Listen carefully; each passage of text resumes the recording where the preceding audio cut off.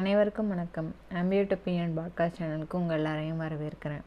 இந்த week podcast topic பேசும்போதே எனக்கு கொஞ்சம் மனசு கஷ்டமாக தான் இருக்குது. இருந்தாலும் பேசி தான் ஆகணும்.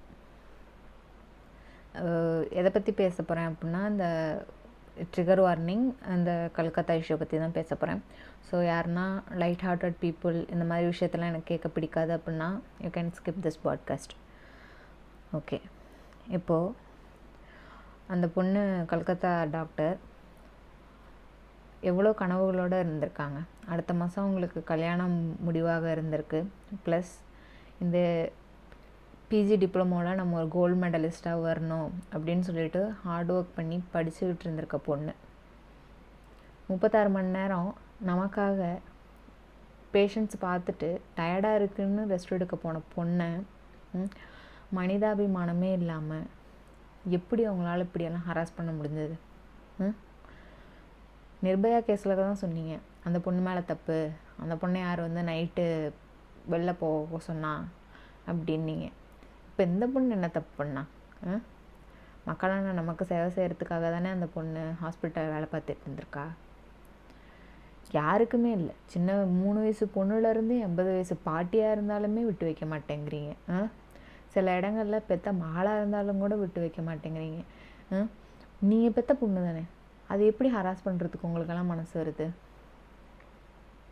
எல்லா ஆண்களையுமே சொல்ல வரல, எல்லாருமே தான் இப்படி பண்ணுறாங்க அப்படின்ட்டு. ஆனால் ஒரு சில ஆண்கள் பண்ணுற தப்பு முழு ஆண்கள் சமுதாயத்தையுமே ஒரு தப்பான கண்ணோட்டத்தில் பார்க்குற மாதிரி கொண்டு வருது.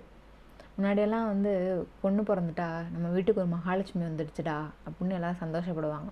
இப்போது பொம்பளை பிள்ளையா, அதை எப்படி சேஃபாக வளர்க்குறது அப்படின்னு ஒரு பயம் இப்போ இருக்கிற பேரண்ட்ஸுங்களுக்குள்ளார வருது. முன்னாடியெல்லாம் வீட்டுக்கு சொந்தக்காரங்க வந்தால் ஆசையாக பழக விடுவாங்க குழந்தைங்கள.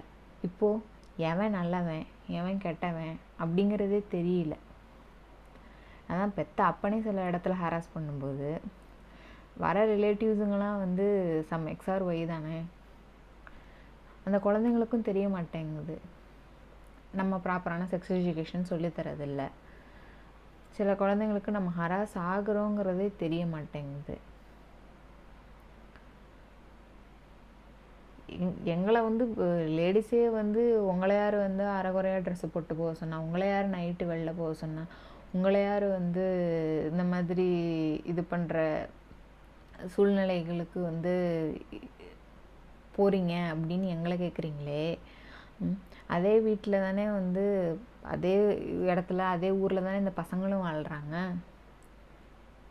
எங்களை ஆரம்பத்துலேருந்தே அடக்குன்னு பொம்பளைங்களை என்ன வேணால் அடக்கலாங்கிறதுனால எங்களே தான் சொல்லிக்கிட்டு இருக்கீங்க. அதையே நீங்கள் உங்கள் பசங்கள்கிட்ட சொல்லுங்களேன்.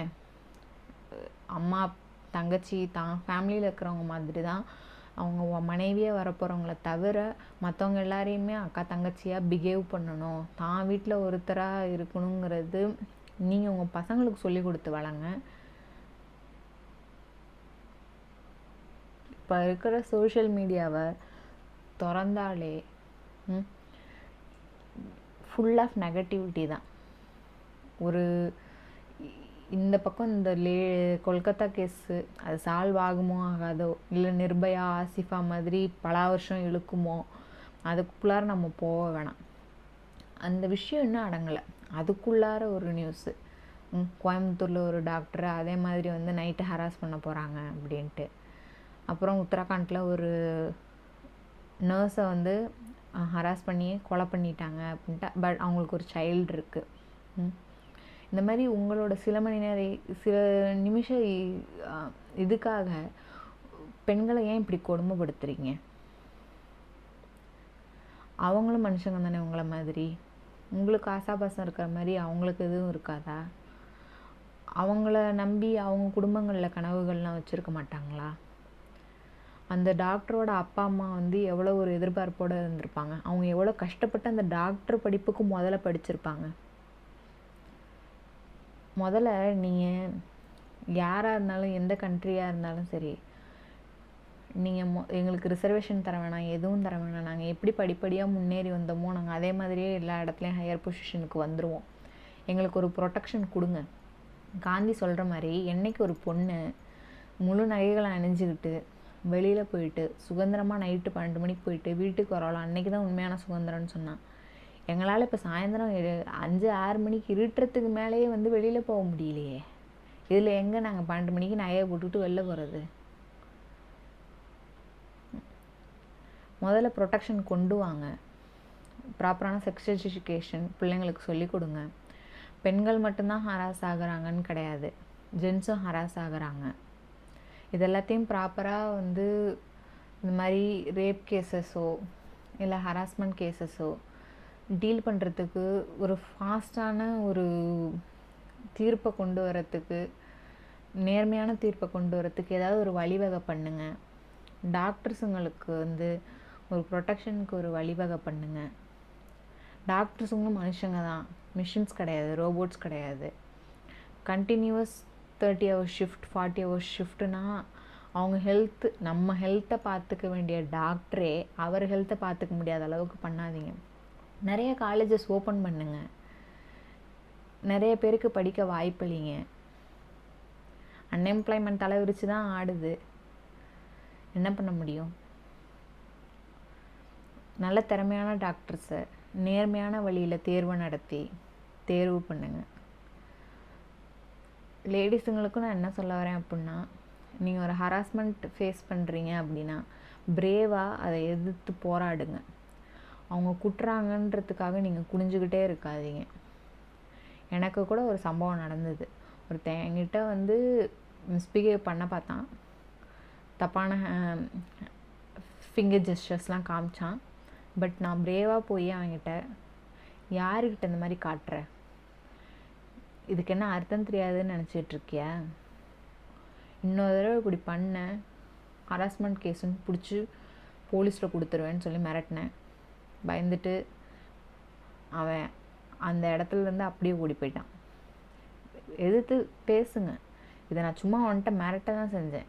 நீங்கள் எதிர்த்து திரும்ப பேசுனீங்கன்னா சரி சும்மா சீண்டி பார்ப்போம்னு சீன்றவனுங்களாம் ஓடி போயிடுவானுங்க.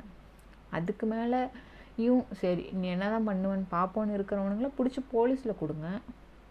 எவ்வளோ இடத்துல ஹராஸ்மெண்ட் செல்ஸ்லாம் இருக்குது, எவ்வளோ வழிவகைகள் இருக்குது. லேடிஸ் இனிமேலும் அவனுங்க கூட்ட நீங்கள் கொனியாதீங்க. அவனுங்க ஹராஸ் பண்ணாலும் நீங்கள் அதை தாங்கிக்கிட்டு இருக்கணுங்கிற அவசியம் கிடையாது. வெளியில் எழுந்திரிச்சு வந்து போராடுங்க. நமக்கு தேவையான பாதுகாப்பையும் சுதந்திரத்தையும் நம்ம தான் அடையணும் போல், இன்னொருத்தவங்க கொடுப்பாங்கன்னு நம்ம எதிர்பார்க்கக்கூடாது. ஓகே, இதை தான் சொல்லணும்னு நினச்சேன். என்ன மாதிரி ஸ்டெப்ஸ் எடுத்தால் இதை கண்ட்ரோல் பண்ணலான்னு நினைக்கிறீங்க அப்படிங்கிறதையும் நீங்கள் சொல்லுங்கள். என் மனசில் இருக்கிறது சொல்லணும்னு தோணுச்சு, அதுக்காக சொன்னேன். ஓகே, அடுத்த ஒரு பாட்காஸ்ட்டில் இந்த மாதிரி புலம்பாமல் ஒரு நல்ல டாப்பிக்கோடு பேசணும்னு நினைக்கிறேன். பாய், அடுத்த பாட்காஸ்ட்டில் சந்திப்போம்.